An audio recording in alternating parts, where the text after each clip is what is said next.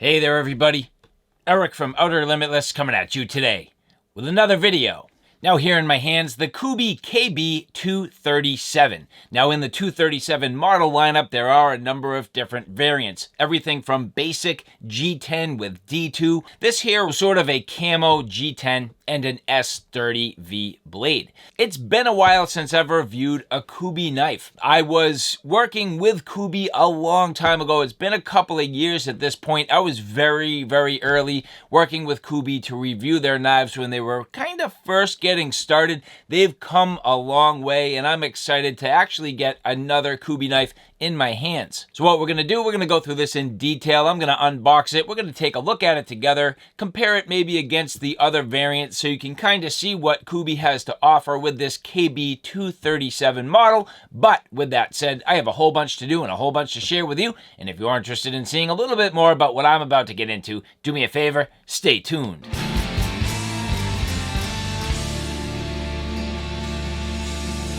Now, before we get too far, I would like to say thank you very much to the people at Kubey who did provide this for review. Now again here, the Kubey Knives KB237, and again, this is the E variant. So you'll see this has sort of a camo G10 and S30V blade. Now the nice thing about this particular knife is just a little bit on the tactical side, which I definitely like. I love a folder that has a little bit of a tactical edge. So let's get this open and we'll take a look. So here, as we get into this very standard Kubey box, now they did used to have a slogan on here, like on this model here, do what you never did.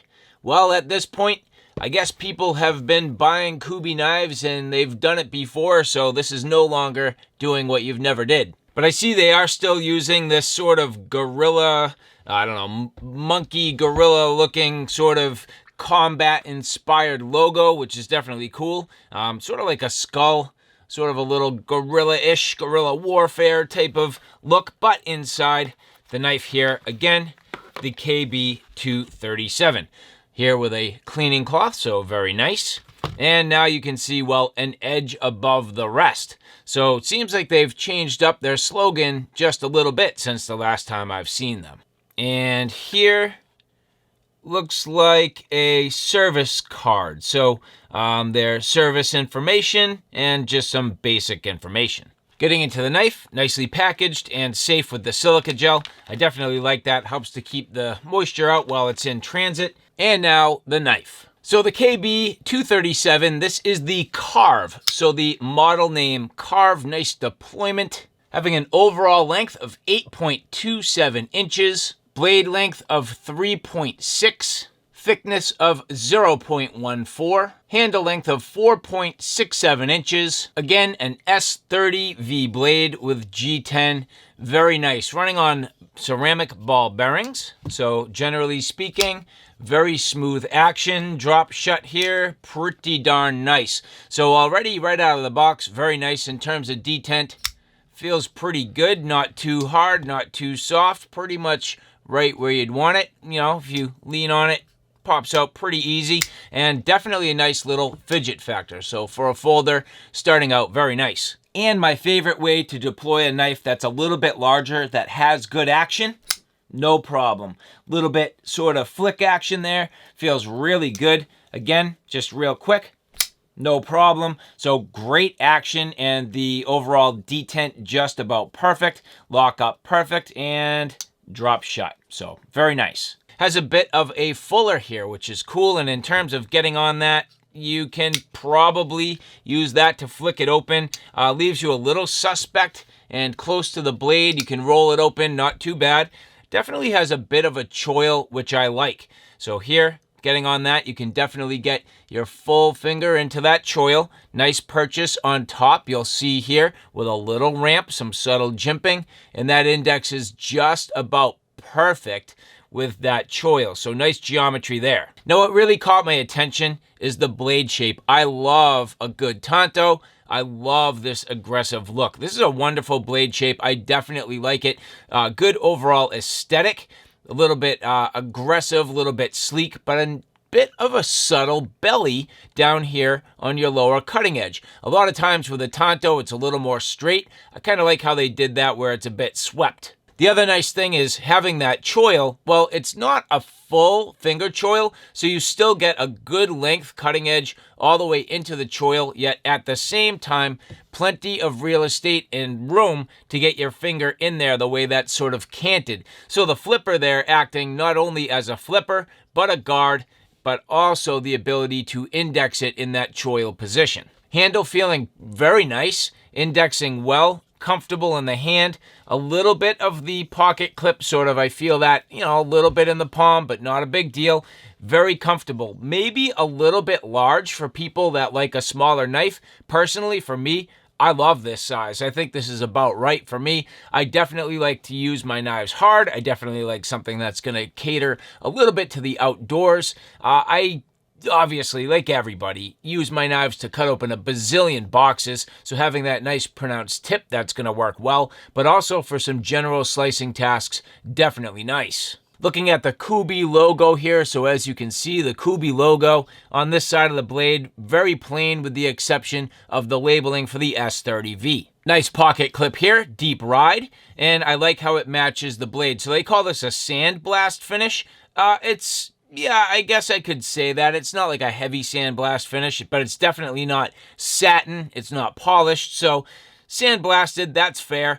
Definitely matching the clip, looks really good, and I like how it also plays off of the hardware. Looking at the pivot screw, this is definitely something that's a little bit different from what I've seen in Kubey knives from the past, with prior models having just a little bit more of a pattern, but less so the logo. So here, bringing in a little bit of a Kubey logo, that's a nice touch. I like it. Looking at the lockup here, just about perfect, between 25 and 30%. That's nice. And overall, just good quality deployment. Now looking at the blade centering again, just about perfect. No problem at all. That looks really nice. Deployment, just about right. Feeling good. Now looking over the top, you can see wide open all the way through this knife. You do have a bit of a standoff there, so a standoff. Actually, it's kind of interesting the way they do this. You end up with almost a double standoff here, so a small one, then a little bit of a larger one for some structural integrity there.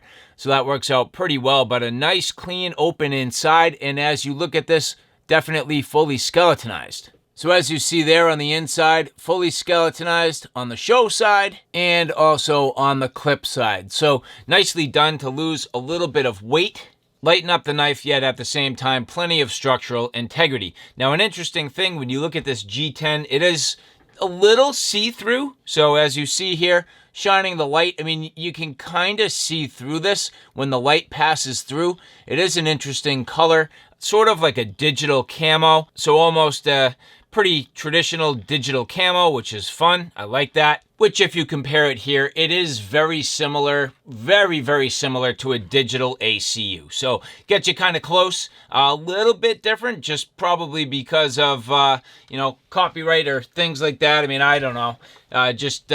Chinese manufacturing, but getting it close to that digital ACU. Now, generally speaking, the blade here, right out of the box, very, very sharp. A nice, keen edge. Feels really sharp. Doing a little bit of a nail nick test, no problem at all. A lot of people will have a problem with a Tonto just in terms of the ability to sharpen it. I have absolutely no problem with that. I do use a leather strop. I'll attack both angles completely separate and then go back to a fine ceramic rod. So that's more than enough to keep this razor sharp. Now again, this particular variant is the KB237E, again the Carve model, and the E being sort of right in the middle with G10 and S30V.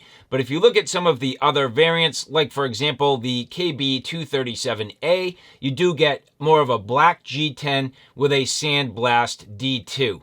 There's also the B model, which is a G10 but OD green, and then you end up with a coated, so a black coated D2 blade, and then the C model, which is a tan G10 with, again, a coated D2 blade, so a black coated D2 blade. And on the black coated blades, you do get a matching black clip and black hardware, which is nice. So I like that Kubey's doing a good job with their overall diversity in terms of the general colors, but also materials. So they kind of mix it up a bit when you get into this Carve model. So again, the KB237 Carve, very nice. And so again, I'd like to say thank you very much to the people at Kubey Knives for providing this for review.